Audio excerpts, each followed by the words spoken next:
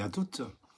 Comme je l'ai faite pour la fête des mères, je voudrais faire une petite vidéo au lieu de faire une méditation écrite aux pères, parce que c'est la fête des pères. Je souhaite bonne fête à tous les pères, mais je voudrais le faire avec la parole de Dieu.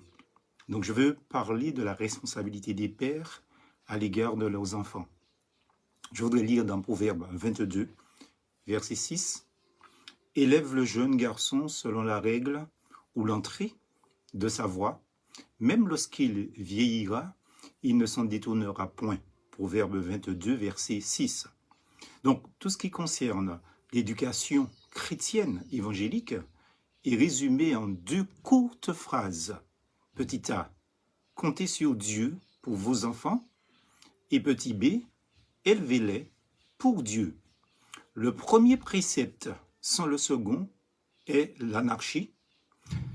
Le second sans le premier est du légalisme.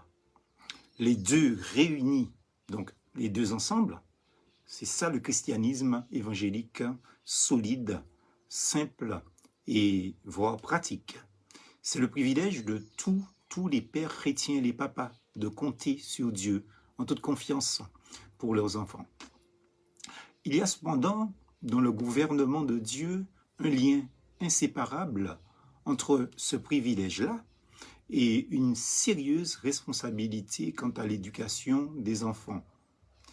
Ce n'est qu'une illusion déplorable pour des parents, donc des pères, de dire qu'ils comptent sur Dieu pour le salut de leurs enfants et pour qu'ils soient gardés dans la droiture morale et spirituelle dans leur future carrière de la vie, n'est-ce pas, dans ce monde, alors que eux-mêmes, en tant que pères, en tant que parents, négligent leur devoir d'élever leurs enfants selon Dieu et pour Dieu.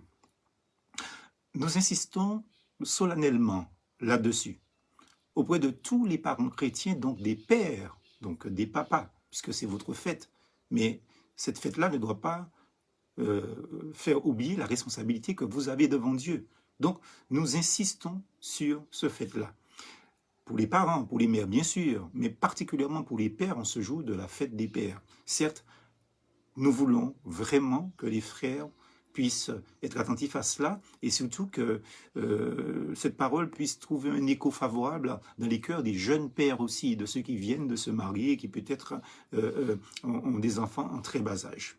Je pense qu'il y a un grand danger de nous soustraire de notre devoir paternel à l'égard de nos enfants, en rejetant cette responsabilité sur d'autres, tels les dirigeants d'église, c'est-à-dire les pasteurs, donc en particulier, mais il y a les moniteurs, il y a les monitrices d'école du dimanche, ou au pire, en négligeant tout à fait cette responsabilité que Dieu donne au papa, donc au père.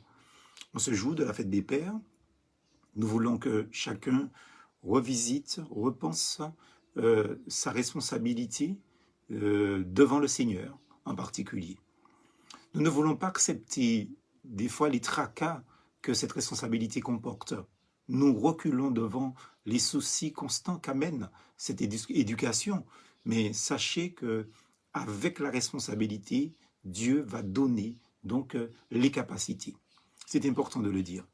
Mais nous verrons que les tracas, si nous ne prenons pas nos responsabilités, les soucis, les chagrins et même voire l'amertume du cœur provenant de cette négligence de notre devoir de père, de famille, eh bien, toutes les conséquences seront 1000 fois pires que les responsabilités, les tracas que ça comporte de prendre, je vais dire, sa responsabilité de père dans sa famille. Et pour cela, d'ailleurs, je vous invite à écouter le message ce matin à l'église évangélique baptiste d'Ajoupa-Bouillon, parce que nous allons parler essentiellement donc des responsabilités des pères dans la famille.